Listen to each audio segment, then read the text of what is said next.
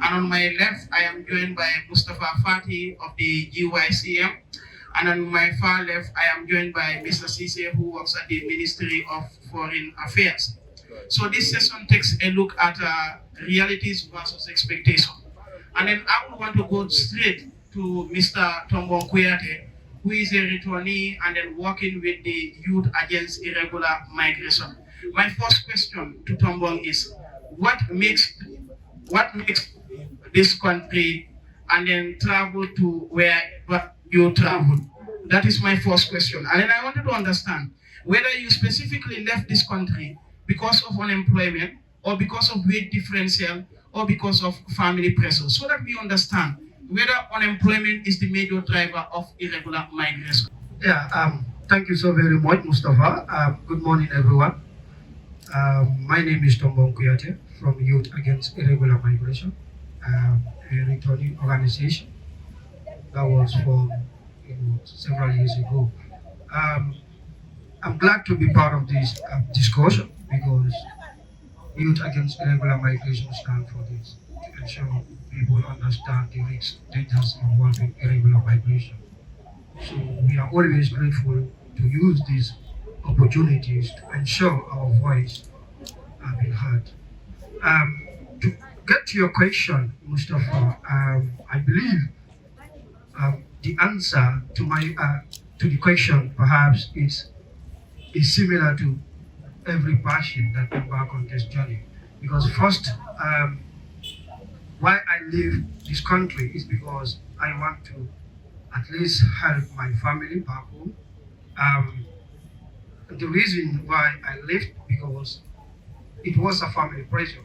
I come from a very extended family, and we all know in our culture, in our societal level, how sometimes families work daily life.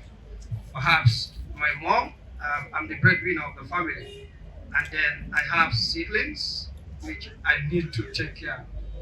And then considering that I lost my father, and then perhaps my mom and I, together with my family, are struggling to handle living or to have a decent life. So having all this together could not make me to stay here, but then to go out and search for a better life that I can help the family back here. So in all, Mustafa, I believe it was a family pressure that hindered me a lot to use this journey. And also every young person dream to have a better life that at least you can live to understand and also enjoy.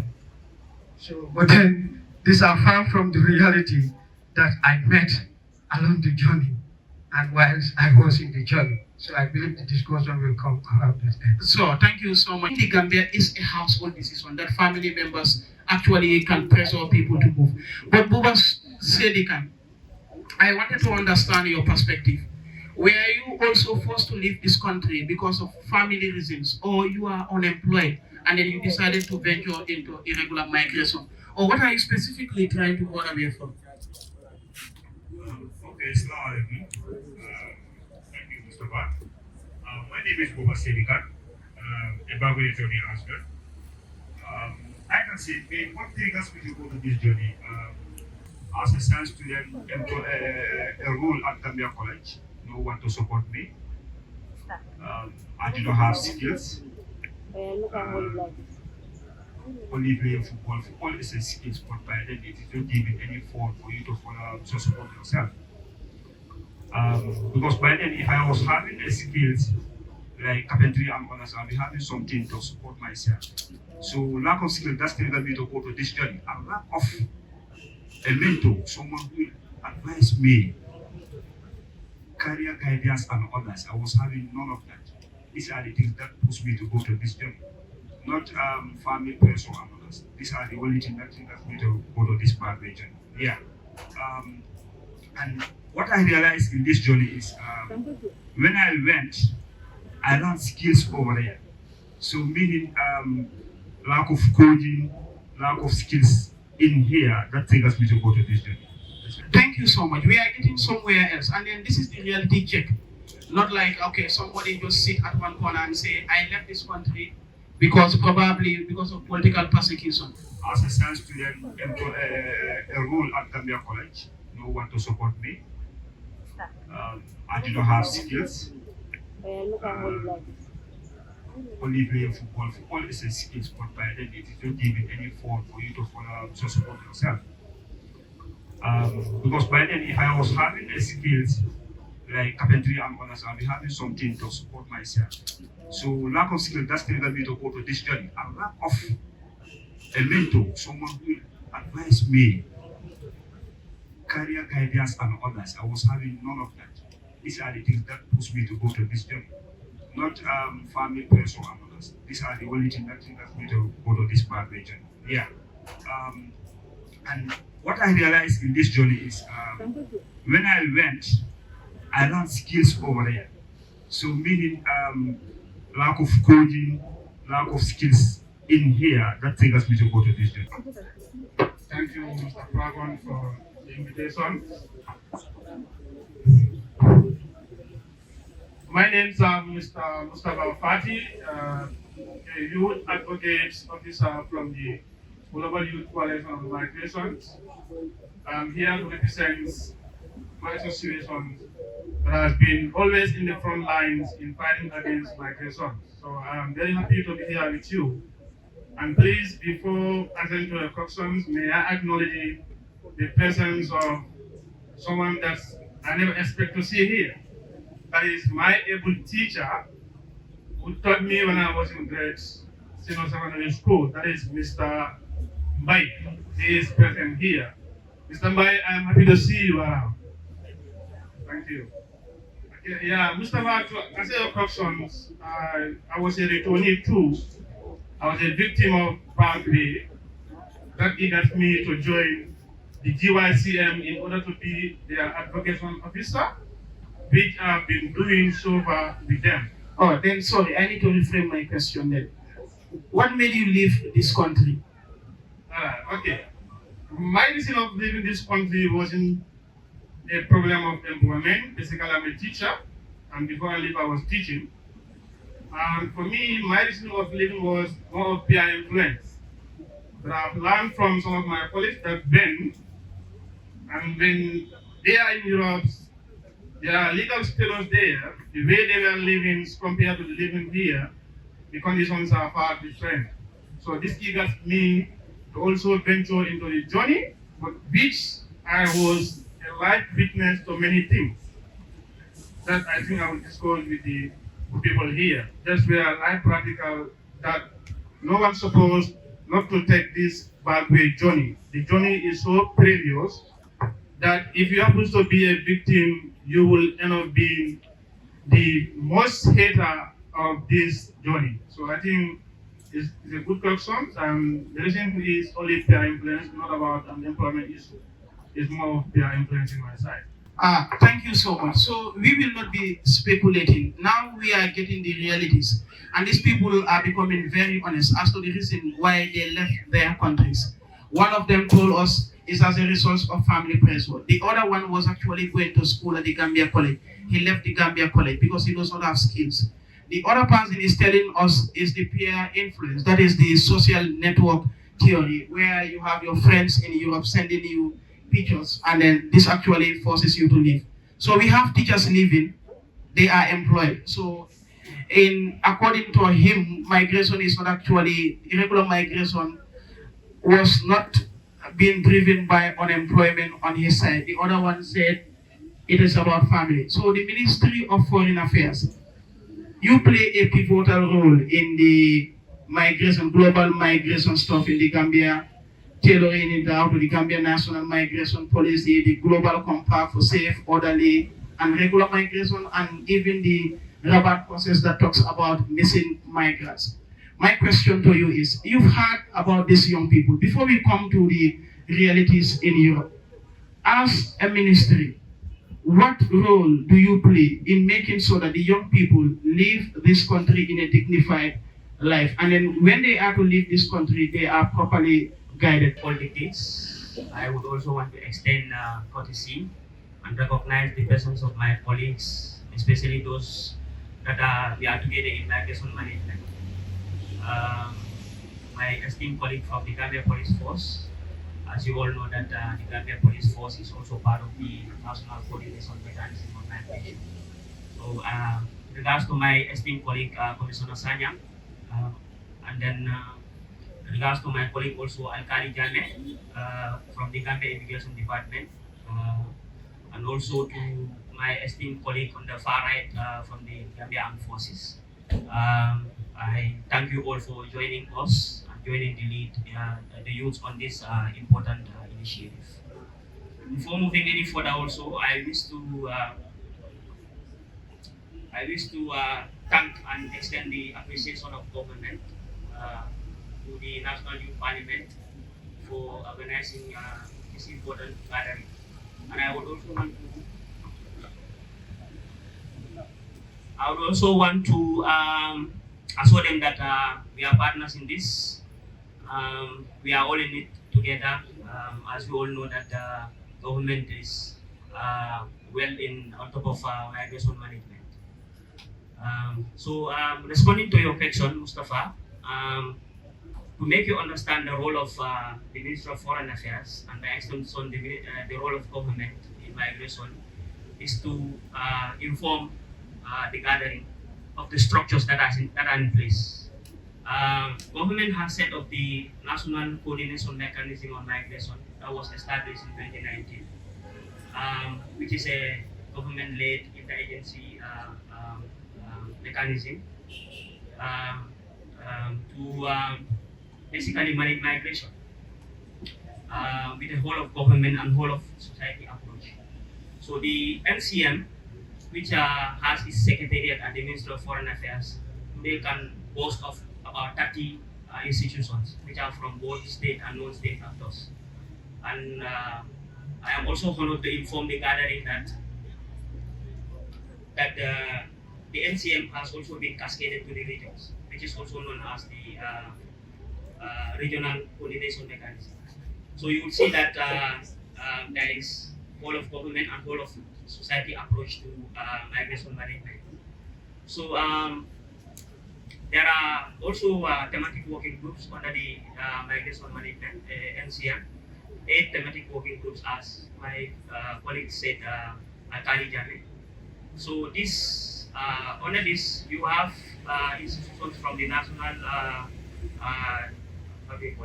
Youth Council. So youths are really involved in migration management. They contribute and also they are part of the decision making. So youths are better informed as to the risk of migration, the irregular migration. So I would say that youths are better informed as to the risk of irregular migration, so they can decide whether they want to embark on the journey or not. Thank you so much. I think the most interesting sentence there is that the youth are better informed of the risk. When you go to other places, I always argue that nearly everyone understands the risk of irregular migration in terms of sensitization. Tomom, I wanted to ask you this question. Before leaving this country, were you aware of the risk of irregular migration? And then when you were on your way, what are the 2 risks or challenges that you faced? Which year was this? This was year 2015, the end of 15 to the early 16, I left this country. So I was not privileged to understand because, for example, I am from Basse. Basse is the last region of this country. But then, that's how I used, or that's how I get to from this country to use the journey. Why I said this, some use through Banjul, they might take the bus from Banjul up down to Basse and then continue Senegal, Mali, and then it goes. So I was not privileged to understand some of these risks and dangers involved in this irregular migration. For example, torture, trafficking, sexual violence, and also other crimes that involves. So along the line, also what I found more interesting is when I get to the desert, because Mustafa, believe me, desert is a place wherein perhaps someone can take an example, standing watching the sea without seeing the east or west or north or south, or even to understand this is the route that connect to Denton Bridge, or this is the route that connect to Brikama Banjul Highway. So imagine desert looks like that, and then people that are smuggling us, they themselves, they don't know sometimes where the routes are, where the road is to get us to Libya. So in that desert, there are many situations that happens in that desert, because the day I was entering in the desert was like in the cold time, and the desert was so cold that people could not bear it. Some lose their life because of the situation of that desert. And also the ways and manners that we are put in the desert is so unbearable, because the water or the food that will be given to us is very minimal or very little to say. Perhaps it's gari, and then sometimes couscous. This is what will be given to us, and then those foods are not even dissolved to say like someone can eat this, but we'll be in rush to at least mix gari with sugar and water to ensure we have something in our stomach, and then the smugglers will only give you 2 or 3 minutes to ensure you are done with whatever you have to do. Imagine putting that stuff in your stomach, going that, and then sometimes we drove both day and night. Some even eventually lost their life in the desert. And then my experience in the desert as well, Mustafa, perhaps my colleagues, Gambian friends, and some of my neighboring countries, because in Agadez, we have so many nationalities or so many West African countries or sub-Saharan countries there. So my friend, a colleague from Gambia here, they were the very first person to use the desert before we were taken to the desert. So imagine that was like 1 week before we get to the desert. We eventually met these people in the desert, because what happened to these people is like, they met with people in the desert that are using forces and trying to violate them in a way that they cannot rescue themselves. What happened is they took their vehicle and then they go along with the driver of that vehicle. So those people, imagine 45 people, only 15 were left in the desert the time we were meeting them. And then what happened, the story was, most of these people lost their life because there was no water, there was no food, and any other thing to survive in the desert at the moment. So I believe these are realities, Mustafa, and I live with these nightmares as my... So before we proceed, I don't know who at most is at vulnerability of being violated sexually. Is it the men or the women during your journey? Yes, these are the women's, and then I believe, Mustafa, women's, we need to advocate, we need to add our voice on them for them to at least have informed decision in terms of migration. Because believe me or not, Mustafa, we've seen women living here going to Saudi Arabia or Kuwait, Dubai, and then the story behind why they left this country is never the reality that they found on the ground. So I believe this is why Youth Against Irregular Migration, we consider and we are always sensitive about women's involvement in terms of creating this awareness raising for them to understand the risks or the average in terms of sexual violation. They are the most vulnerable and they are the most victim that someone can imagine how they survive in this journey. Thank you so much, Tomo. I will now go to Puba. I will not want you to go into the risk because I know sometimes they might be similar. What I wanted to understand is you left this country because you are unskilled. So I just wanted to understand what sort of job were you expecting to do in Europe or wheresoever you are going, and how much did you spend when you were about to travel, and whether such an amount of money could have started something here? Okay. When I was going, like what I said, there's no one to support my education, especially in the college. So I was not having any cash with me. So I was having a telephone, it was an Android phone, then I sell the phone around 3,000. That's where I start my journey with. But my journey doesn't mean I pay both this thing, course and go. When was this? That's 2015. Yeah, when I graduated, that's 2015. And then you started college 2015? Yeah. Because no, I didn't start the college. Okay. They shortlisted me. So looking for someone who should pay for me.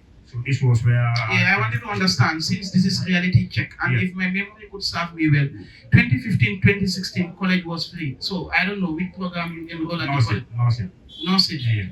Maybe I stand to be corrected, but let's proceed. Yeah. It was nothing. Yeah. So when I went to Moosai, so I will work as a mason and others, so to gather money. That's how I started doing.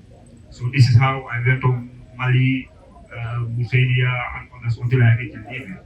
So my first day to reach in Libya, I see myself in prison. So many of us, especially in the Gambia here, to visit even. How do you see yourself in prison? We have been sold. Yeah, we have been sold like a ship. It's really crazy because you'll be sitting telling like, okay, I need to say they can pay $100. They will be saying no, 250. They don't want to just you go ahead now. Yeah, so okay, say they can I need 250, 300 These are the things that we are just like we are sick. So see yourself in prison or even coming here to visit my do is a problem for us. So see yourself in prison is a big trauma to us. So this is where things start to kill because we thought that okay, entering in Libya we are in Italy. So region in Libya, see yourself in prison. These are the reality we face. So you were thinking that Libya was okay. Libya we could live. Yeah, we think that if not Libya, it's not a problem. That's what we thought. So can we put that again? That's why I'm going to get it away from completely. Because if you just on a boss, I'm going to be there's a good boss. Yeah, there's a good amount Fanya malekele ya mlipo nigendo utaba nyola dia kampani ulifata kile probably will mero do desiri de bibe sana le bondika pour quand même dio be murala because imanga ko mo fata o bakami 2015 ile sana boli ko ma fidela na so ni na ti wona tena na so sometimes advocacy maybe ke kan so I speak to our own na mero na farmer we speak our local language to them. Why do you think that kumana na speak na mero ye e kama na from mero le because mero bugata no mero matata ko mero ni dali le dimol pos ko ni ko le family presso wol be si ani baki because men kay to la ko do bon fo ni gel mo ko so ba ko nyama bul mero le kana gani no dokal doctor okay e lo susul ka doctor be kami so ko fo ni kil because men kan mustafa di motata ndi ko ni mo le ta ba fa kasi e be ko dal wa la pour ka so fo ni kil ta am def fo ni kil be fa kan si lo ka gantana lu ka okay honda ta 100 charter. So yeah, it's becoming 100 charter. So for 40, 50 be far. Well, 60 far, Mustafa. So we are going to celebrate the 40 and forget about the 60. What the reality will let it can be. Kuni kilenga dum, more celebrate. Kuni sama boita. Mustafa, nka bilu tunga wole de last nka we focus on that than win. So this are the things we are going to be so local. And you plan to work come back. So what we make sure mafuta funding, mafuta starting on explain it. So like all together because you have a mobile phone will have like you sold your mobile phone for 3,800 years. So I just wanted to know like for your trial poker buying course kata what's the name Italy and you could just spend how many times you will attempt for it and even now? Yeah, that's story here. Very for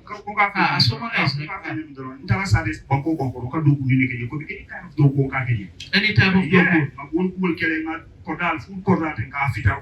Ina koda fita le wala boli ko gambe jams. No, nana mo sifa. Mona na ma ke no jam bodi yake jam. Okay, wo from story de ya no ko when I came back, kana tra fungola ko ni manu ko mo le fita to am money, I'm doing it. Right. This the reality. So it means like a bit nata like ila perception of change like a do go min kenu ani sanyi be be la faka do go min. Because I'm pretty mutana correctly, very mutana. The police no correct. Because police are going to Libya. I was in prison in Libya. The highest prison in Libya is Guyana, all of so what prison you go? No, if I came back, Mr. Alex, me and go, more like into reality within the next 5 years to 2017 or more. So not 2017 now, nothing so nothing during prison you go. I'm going to advocate Jews who are to be better because what I'm not that medical and I'm going to dialogue with Jews. I'm just so near Qatar. Yes, game mental Udamalto, because so when I came by this, I think maybe get a full B. Alhamdulillah, I have the first Bible Skill Academy in this content. Yeah, I think you deserve a round of applause for that. Yeah, and because Gay Kata Modosimon collect, Kata Kakujaman collect, Kadu, Oken, Mealongo by then Imakino. But we will come back to you, Nantra, time Moya, Ala.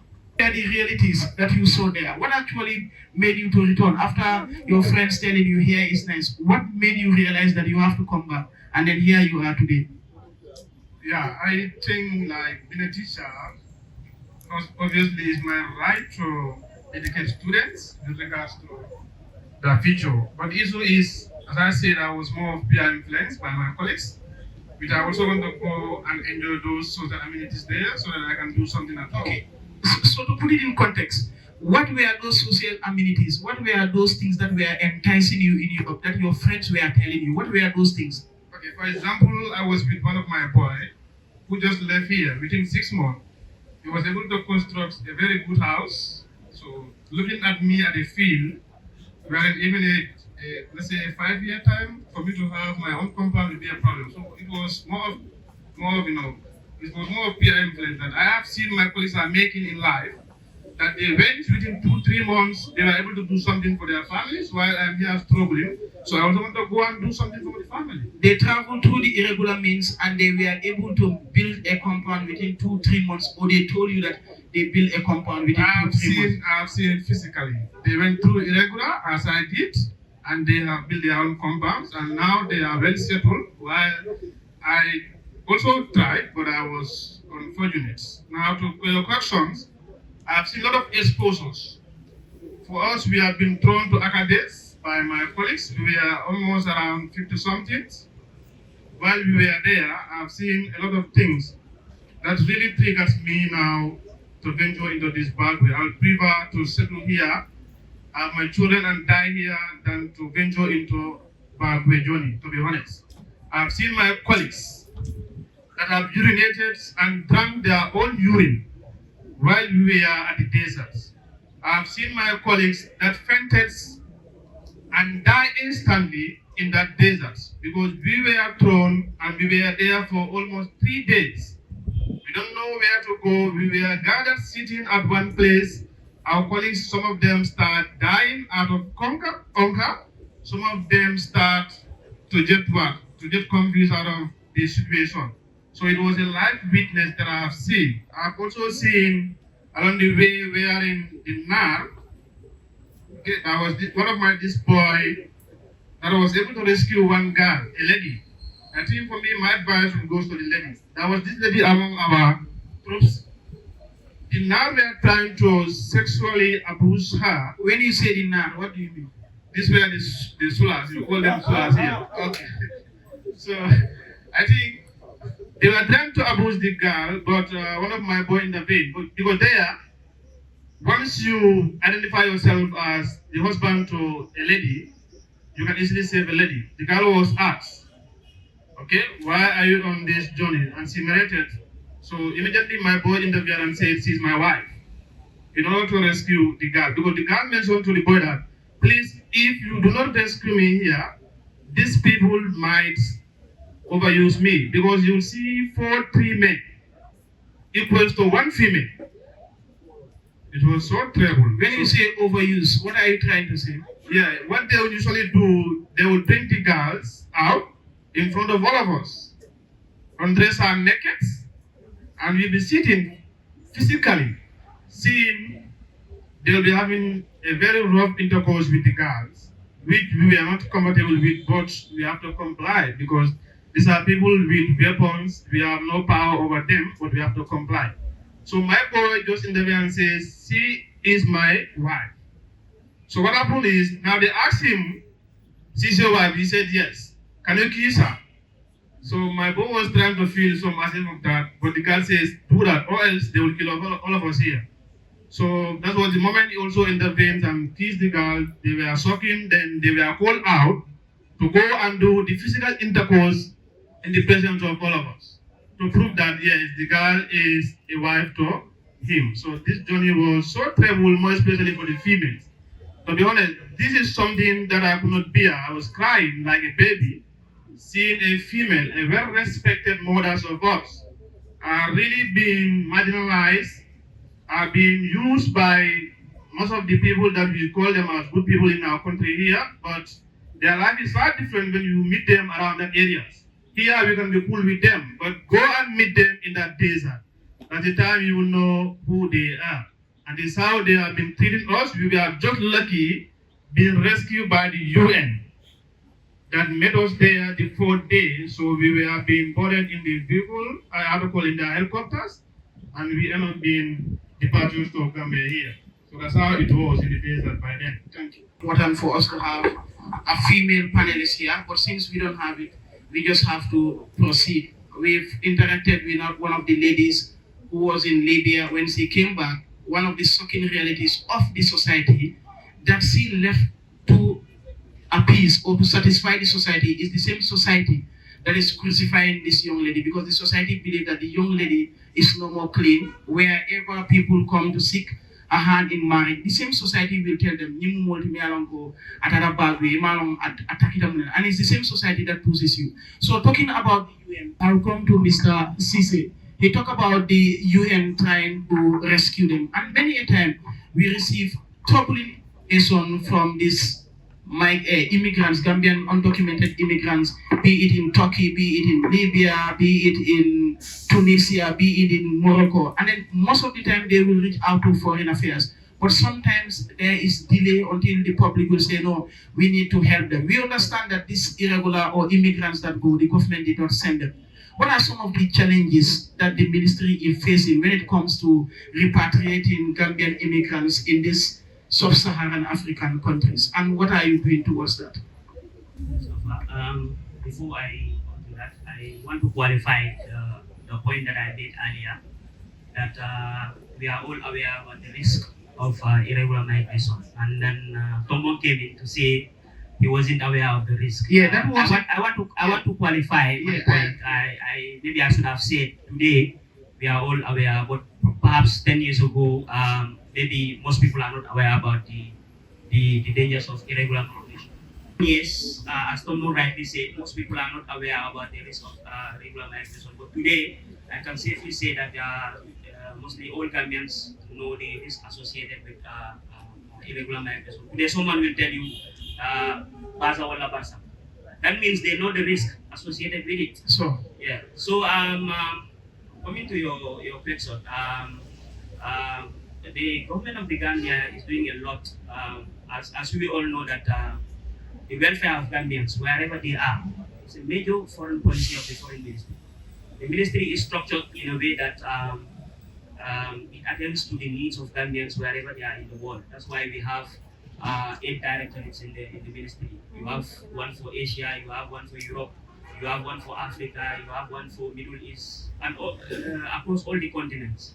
And where I work in the Directorate of Diaspora is the directorate that cuts across all the continents, especially when it comes to migration.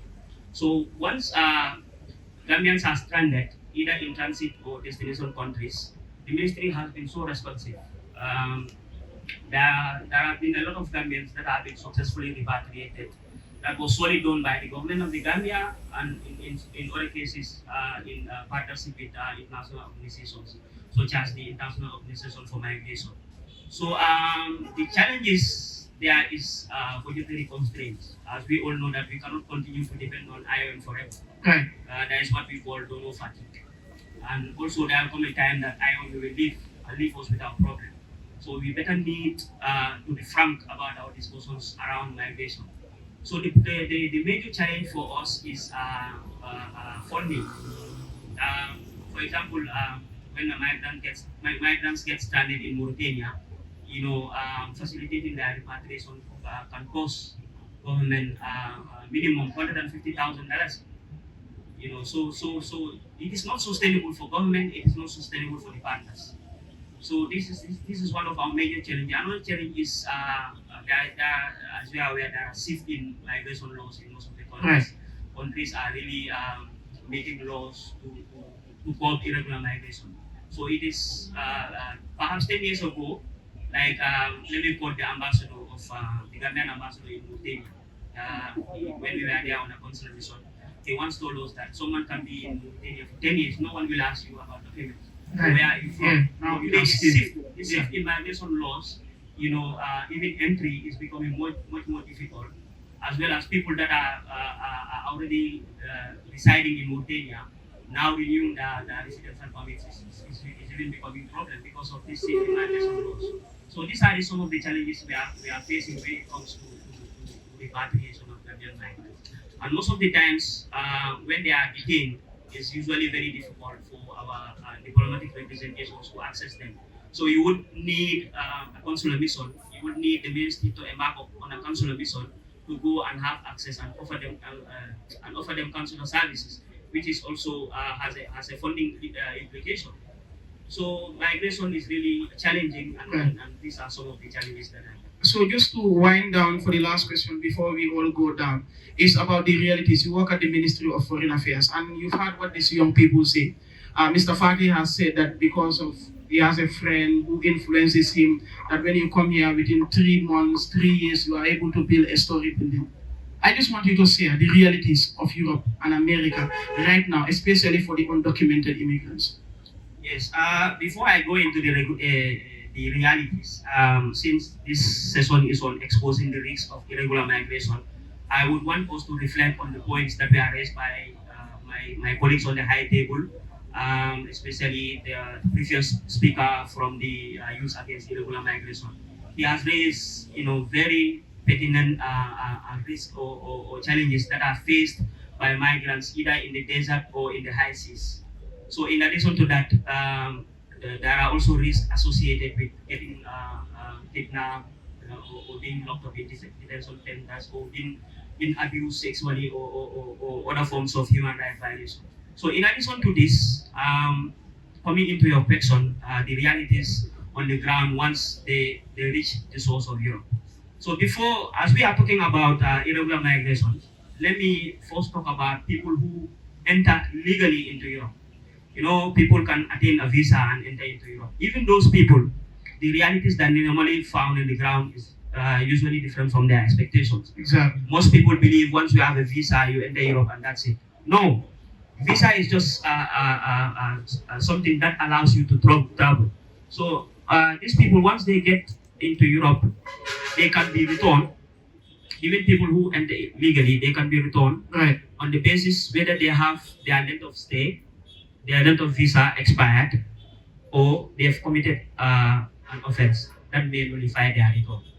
So these people can also get returned. But since this forum is on the issue of irregular migration, generally, most irregular migrants enter the source of Europe without the requisite qualification to enter.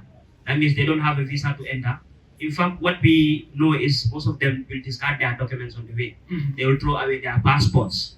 So once they enter into Europe, they are not regular. So they are taken to asylum camps, where they apply for asylum. So once they apply for asylum, there is what we call the 1951 Geneva Convention. The convention states that a refugee is identified as someone unable or unwilling to return to their country of origin, owing to a well-founded fear of being persecuted for reason of race, religion, nationality, membership of a particular social group, or political opinion. So there is usually this saying that the government has signed an agreement for our Gambian migrants to be deported.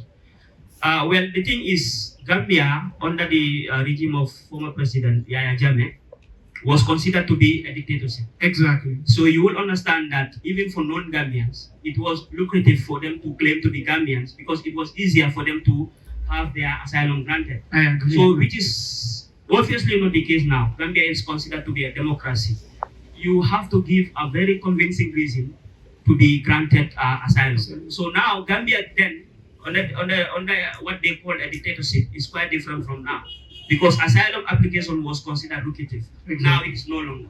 So this is why we have most of our Gambians not granted asylum, and for that reason they are usually returned. So what they say is signing.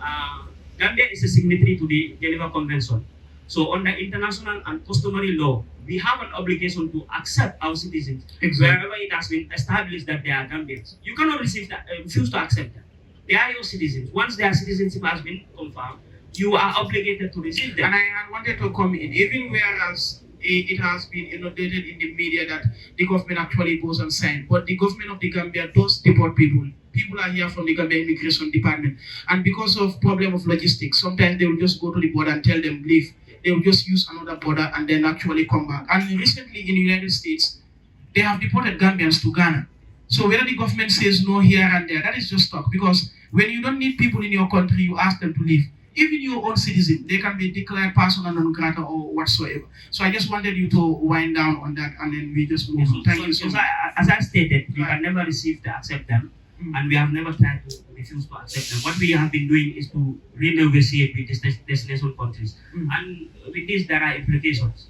You will understand that Gambia is currently on several sanctions, Exactly. be from the EU or from the US, because they feel that we have refused to accept our citizens. It is not a refusal. We continue to use our diplomatic means to engage them, to see how best we can, because we do not also want to use an exodus of our citizens back home. Right. We may not have all the facilities or the structures to receive them.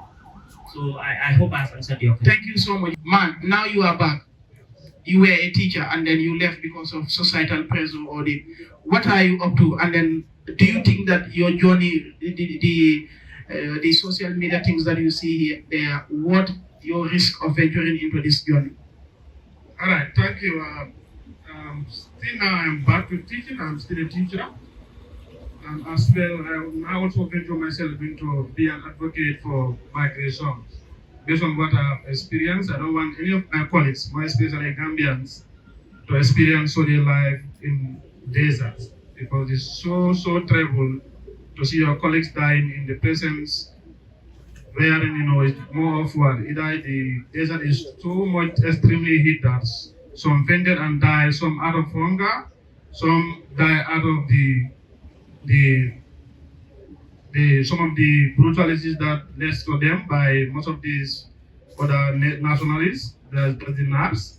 So I think for me now, I don't think I will encourage anyone. I'm always against it. I'm not going to encourage anyone to venture into migration, because with GYCM, I am their advocacy officer, and we have been going to school. We met with migrants that we have trained, certified them in business and other areas. So the level up now is I am not in for a bad way journey despite the social amenities there. I am in for regular instead of irregular. Thank you. Thank you so much. You don't have skills. And now you are back. Tell us whether you regretted this journey and what are you doing right now to make sure that you also discourage other people from taking it? Yeah, I regretted the journey because sometimes I feel sickness in my body. That's my tooth were broken in the prison down there. So when I'm here, I will not go through all these things. Not having the skills. When I came back, I tried on this in Libya down there. I tried to learn how to do wallpaper installations and others.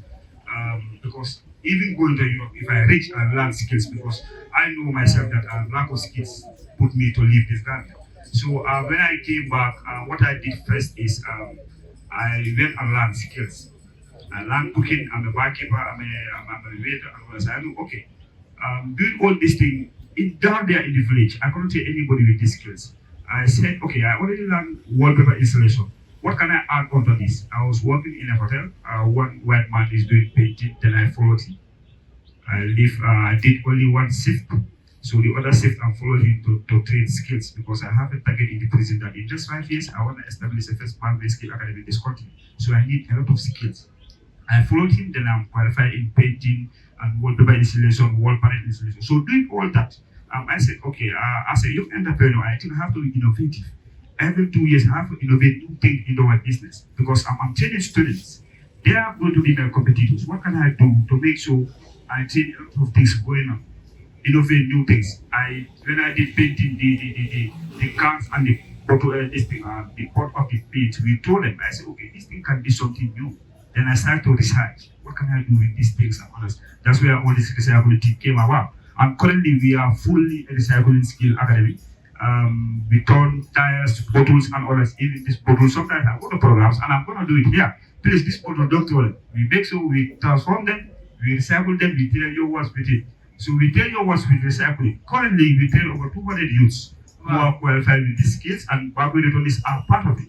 So I came back, I said, okay, lack of skills trigger me to go. So when I came back, these are the things I'm doing currently. Yeah.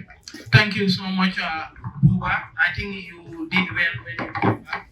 So, Tombong, just the last one. Mustafa, I believe the discussion is interesting, and then a lot have been said here, and then whatever have been said here are the realities, believe it or not, are the realities. So just like what Abu Bakr said, let's reflect on our realities and understand if it's worth it to say, yes, we have to risk our life to embark on this journey. Mustafa, it was never easy coming back home, considering that my fellow colleagues speaks about it, because Youth Against Irregular Migration was formed in prison in Libya, where most of us met as Gambians, brothers and sisters. That's where this whole idea comes about. Because what happened is, like I said, we were not privileged, or I was not privileged to understand some of these risks involved in this irregular migration. So moving forward, Mustafa, what happened is, when we were in imprisonment in Libya, that's where we come up with this idea of how we can form ourselves to ensure when we get back home, what can we take along to say this is what we have achieved. Because for me, I believe we have achieved a lot. To society, to community, to people, we are failures. We are someone that are not, someone that we cannot be celebrated in our community or in our society. Because imagine coming home, getting down to your society, people try to stigmatize you. People try to point finger at you. You are a failure, you are this and that. So only that can give you a trauma that you can live to that way. And also coming from Libya in that prison, Mustafa, what happened is we don't have telephones, we don't have anything, but what we use is toothpaste. That's what we use to write each other's name, telephone numbers, and everything. And so when we are back here, the communication can still work on. And so we still work on that dream that we want to work on, which is to advocate, to ensure people understand the risks, dangers in this irregular migration. So coming back here, there was no reception for us at Banjul International Airport. Imagine someone having or serving 4 months in prison. Some of our friends, colleagues died in the prison where, the condition and the situation of the prison were so terrible, so unbearable. Some of us as victims knows how AK-47s are operated, how they are fired, and how they are fixed and everything. Imagine those people need more security, more proper welcoming or reception to ensure, to examine how these people are brought home here. But this is the sad reality. There were no reception for us. This is why Youth Against Irregular Migration, since 2017, we formed the organization to ensure we get down to communities, most especially the vulnerable communities in this country. Because consider that Mustafa, I am from Basi, like I said, I was not privileged to understand. Now, imagine when government want to at least said they want to focus on social media to ensure people understand the risks and dangers of irregular migration. A layman in Base or Bansang or CRR is not privileged to understand or to even read that information that is sent by Ministry of Information or Minister of Information or whatsoever. So I believe people need to understand. This is why Youth Against Irregular Migration is bridging that gap. And so we speak our language to these people, the realities which involve each and everyone. Not like communities, society, international, private sector, civil society organizations. Everyone is affected with this irregular migration. Believe it or not, Europe is not a promised land for young people. Let's believe in ourselves. Like, skills is something which is very important. I can testify to that because when we were home, we all went back to school and acquired skills. I can do computer repairment, I can do printing repairment. My colleagues and friends also do similar things. Some are doing electrical engineering, some are plumbers, some are doing amazing works. And they are having a decent work. And along with this advocacy that we are doing, so Youth Against Irregular Migration and Mustafa to seize this opportunity to say, we'll be having our second edition come April this year, where we'll be launching our national migration policy, and also we'll be having our second edition of national migration camp. And to tell you, Mustafa, we are now operating in 7 regions. These ones are using the art to be able to amplify the message of the dangers associated with irregular migration and the risks that young people are going through.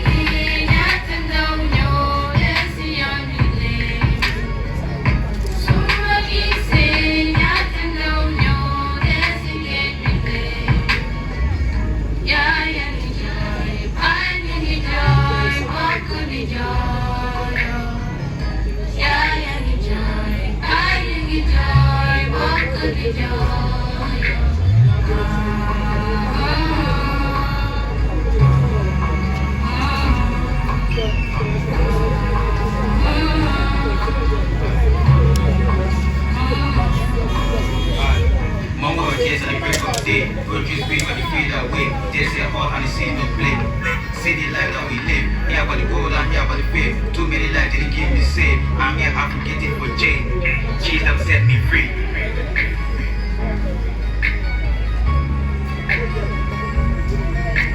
So many youths better been there, has drawn in the sea, never been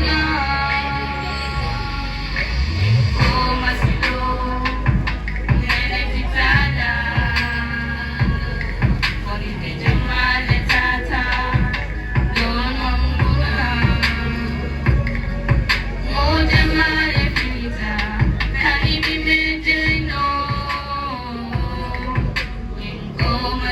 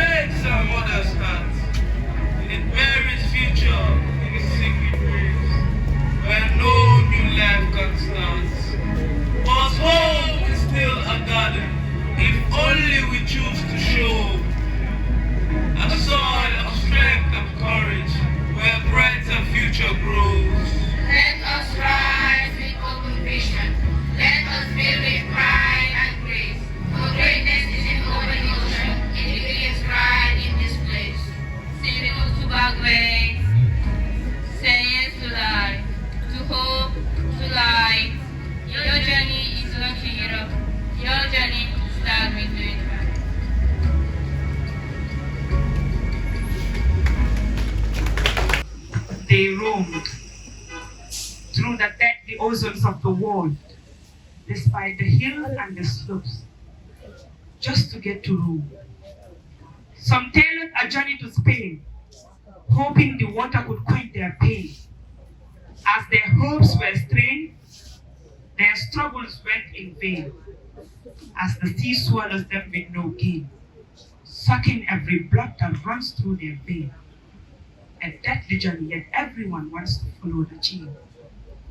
They sang songs of struggle, gathered on a boat and buckled, faces frown no coupled, bodies entangled, all dreams placed on a battle, full of hitches and obstacles. The new journey to Europe has robbed the youthful population of my country and left their families in grief. They knew it was dead or alive, yet they risked it. The system failed them and they went to fix it. Some couldn't make it and it left a small nation crit. Dega li nahari. La suma gesto, dumay gis dara sulub suñ ndawi yeb jaar nañ ci yooni gannaaw. Yoon bu daw yaram, yoon bu amalut kenn yërmande. Yoon bu wona bakken yu bari mu jox leen dee bu daw yaram. Ndox bi fata seen bakken yi mu fata seen nokk yi mu fata seen dena yi waaye ñii ñu ne duñ bàyyi foog ñu bégloo yaay yi balaa ñoo taay yi bari. Na mansa kunda famolo ba dairy kuwal be ba sumiyaari fenn man tara diyaari. But enough is enough parce que lu ñàkk si ndaw dafa bari. We have lost our brothers, fathers, and even future husbands. Kon jot na pour ñu waxalante dëgga wanalante dëgga saxalante dëgga ndax dëgga mooy taxaw. Thank you very much. So I'm going to perform another piece. The title is We Day Here and it recites. We day here, where the sun kisses birds that never rest, where hunger and hope wrestle in the same belly, where mothers pray, fathers sigh, and the youth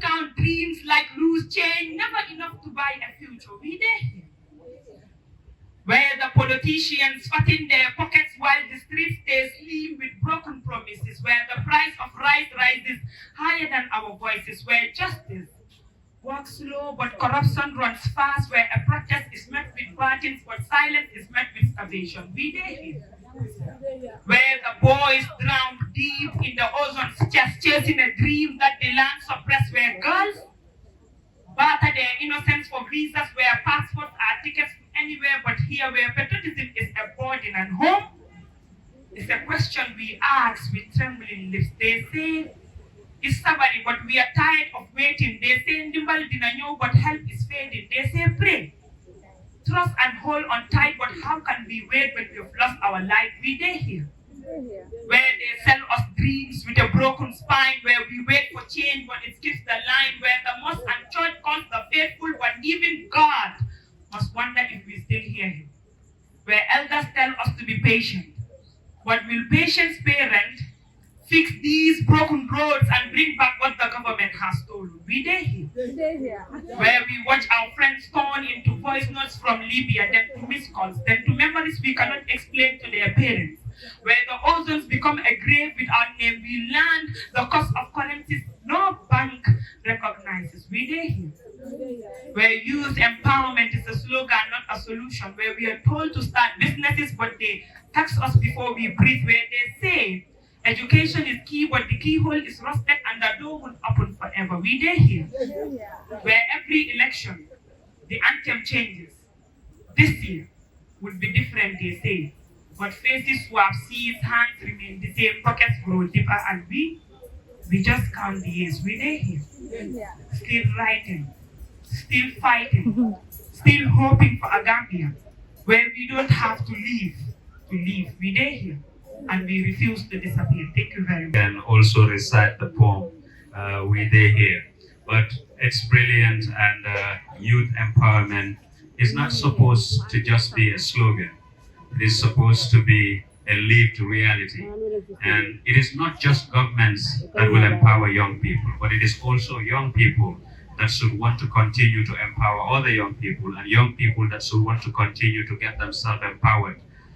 It is not us requesting for the spaces because we are the largest demographic of this country, but it is because we have the capacity and the capability to be able to assume those spaces. That is why we should be given those spaces. And that is why as young people, we must take responsibilities, but not losing sight of the fact that we have had a series of young people, most of whom hopeless, most of whom desperate, most of whom misinformed, most of whom with a lot of ambition, hoping that they can fix that if they cross to the other side.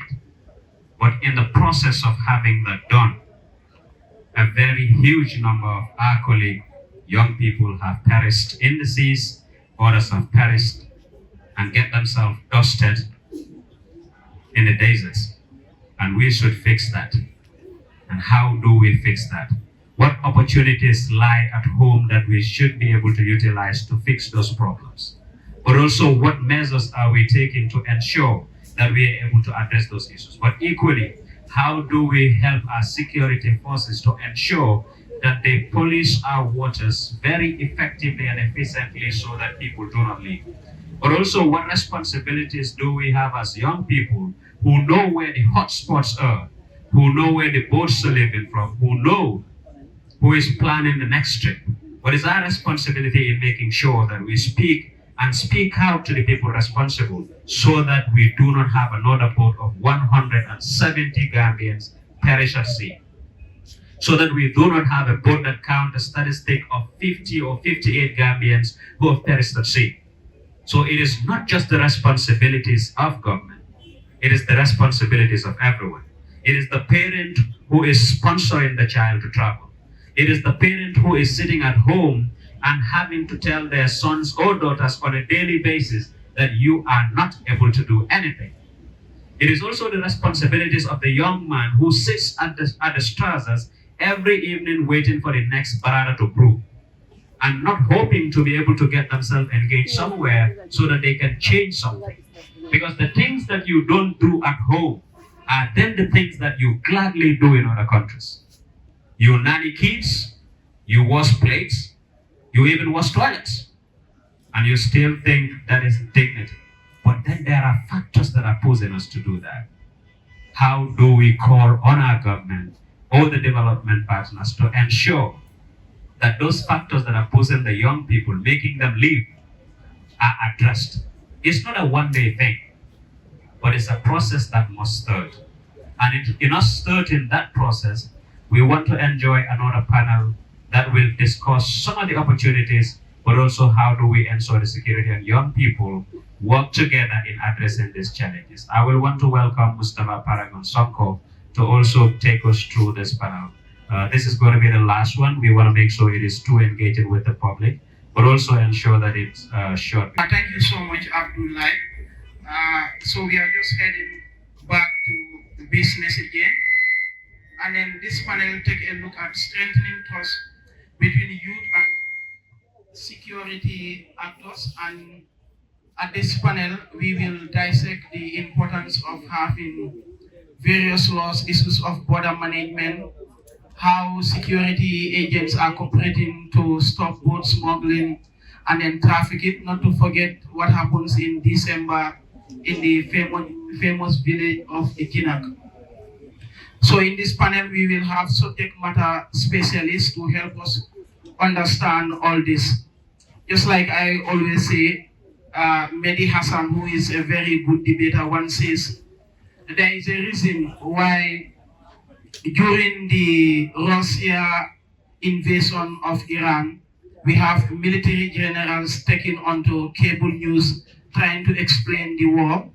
And there is a reason when COVID-19 broke, we have doctors and medical personnel trying to help us understand.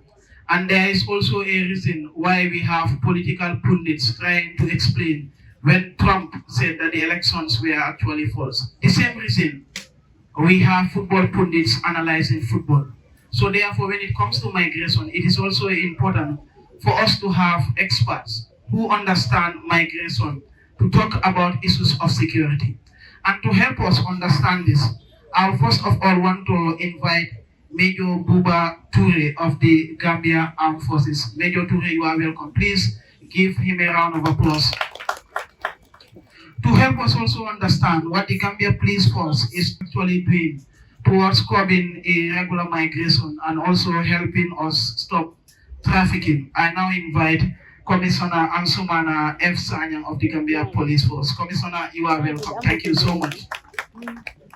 To help us understand issues of immigration, the smuggling law, what is happening to it. I also have the pleasure of welcoming my brother and then my colleague in the field of migration, Assistant Superintendent of the Gambia Immigration, Mr. Alkali Jame, who works at the Migration Unit. So these people will help us understand issues of migration, not from hearsay, but based on laws of the Gambia. On the side of the youth, I have the pleasure of inviting Lamin Sane, who is the country coordinator of Migrant Media Network, a German-based organization that is in the Gambia to engage media personnel on issues of migration. Lamin was the former chairperson of West Coast Regional Youth Committee. The house is almost full. I will also want to welcome Mr. Abduba, who is a national youth parliamentarian of Serekunda, to also join us, and then he will help us understand the perspective of the young people and when it comes to issues of irregular migration. Abdu, you are welcome so much. So we are just going to have a very short yet informal session. How do we integrate those who are proficient in weapon handling, especially AK-47? I can say clearly integration will take a holistic approach. All the partners available here should put hands on deck to ensure that whoever is back and then he knows the weapon firing system should be integrated, should be cancelled for that matter. And one thing for sure, you being a returnee should not be an advantage for you to do any criminal activities. The Gambian laws are stipulated that possessing weapon and even doing what is supposed not to be done by you could be a criminal offense. So I urge all the returnees to cope with the integration process, be it from the society, the partners. So it's very, very important. Or else, any problem that you commit is going to be detrimental on you, for sure. Because the Gambia is a civilized country, rules are being governed, and they are being cleared to us.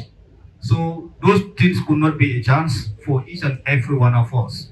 So the other side of it is to tell each and every one of you to engage into something else, because we realize that Gambians, most of the time, we are not skill oriented, and this is giving us problem. I said, out of history, I can reflect on that. Someone started with the 3 roles of public, and then he was able to do his visa transaction from that.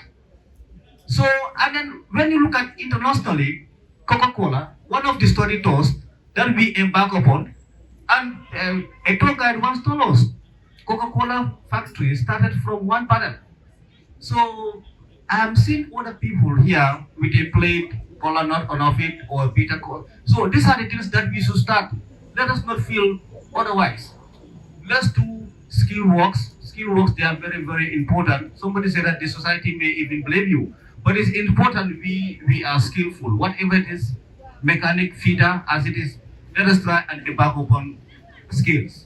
So to say my closing remarks, this is a very fruitful and timely program that we are embarking upon, and then what I want to recommend is to embark upon a research to know how many people die in the sea. It's very, very important, because this is just a mere discussion, but if people know from 2017 to 2026, 1,000 Gambians died, so people will be mindful in certain aspects.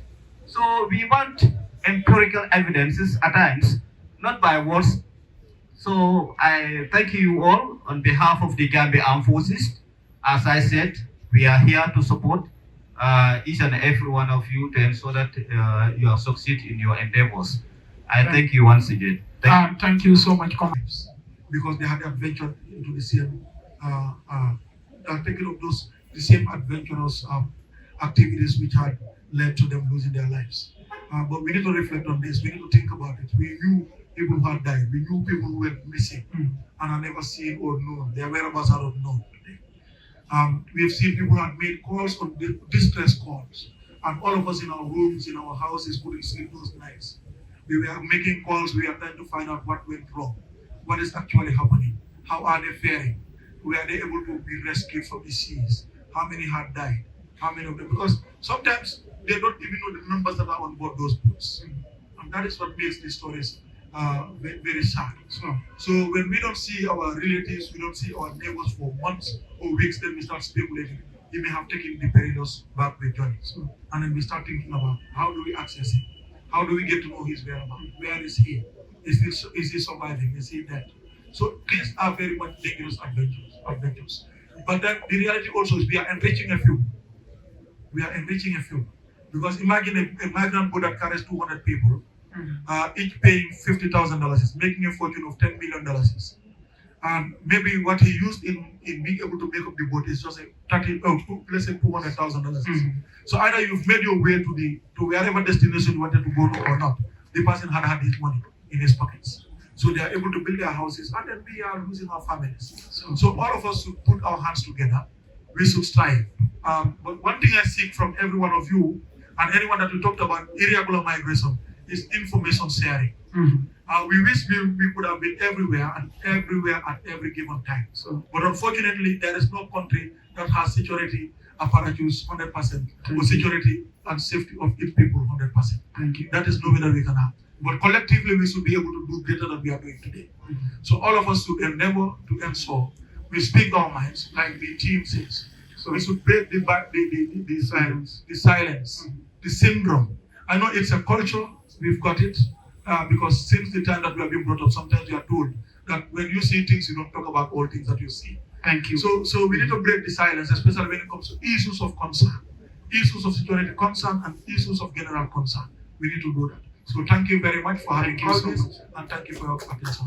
Thank you. Young people of this country, the problem of this country is nothing but us as young people. We are the problem of this country. Like I always say, the God that is in America is the God that is in the Gambia. There is no two gods, it's one God.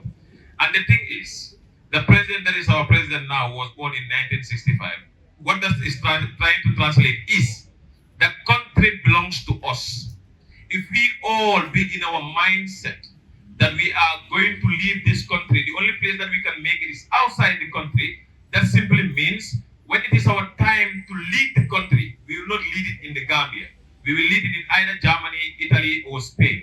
So ladies and gentlemen, we all know we have a problem in the educational system. It's true. But who are the people that have to change that particular educational system? It is us. It is the generation. Like Franz Fanon once said, and I will paraphrase, each generation has a mission. You either make it or you fail it. The question that we must ask ourselves individually is, are we going to fail our mission in our lifetime? That is the point. But take a look at mom. We can papa am certificate people want to mom. Take a belongs to Gambians. So you understand? Let's take ownership of the country. Then jail take a bit take on me. No hamante no amsun alel.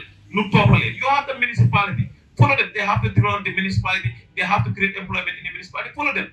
You have the councillors. They have your money. You have the National Assembly member. They have your how to call it, constituency development board. $500,000. Follow them. You understand? You have the president. You pay your taxes. Follow the ministers. Let us follow each and every individual. It's not politics. It is our money. That's how we develop a country. We have to be conscious enough.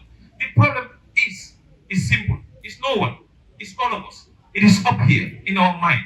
The moment we decolonize our mind, the problem of this country will be solved in a very minor sense. So thank you, Mustafa. I'll also try to make it very short. Like I told you earlier about our project, we want to see the community that is being well informed on issues around migration, especially irregular migration, looking at the context of the Gambia. And that is why we are doing our project launch in our 4 intervention regions in the Gambia, and that is going to happen end of this month. We started with West Coast region and NBR, then to other 2 regions that we have. So basically, most of us here are activists. I've seen very prominent people within our midst, and it is important we all try and use our influence to be able to counter fake news and promote the sharing of credible information for our community members. This is important. And you look at the Gambia itself, a lot of information have been circulated. And if you look at how true are those informations, it's difficult to verify. And as educated elites, it's not only for us to use our social media platforms to always talking about politics, narratives that have little influence on the decisions that people make, especially on their lives. So I think all of us should serve as agents of change or agents of changing narratives on irregular migration, especially as it is currently. So that is why I'm happy to tell you that we'll be working with national youth parliamentarians in various regions that are part of our interventions to make sure the communities that we are going to, you are part of us, because this project is funded and we want to make sure that the funds that are meant for the project are being utilized. And that is why we'll be working with migration experts, and these experts are people that understand migration. We'll be going with them to the communities. They'll be part of the document that we'll be developing, but making sure that we inject the communities for their realities to reflect on the documents that we are producing, but also the document to reflect in the Gambian context, not in any other context. And that is why our launching also aren't going to be in Karawa Beach Hotel or in conference center, but it's going to be in the local communities. We are going to do our launching in the local communities to make sure community knows that this project is for them and these projects are coming to their doorstep.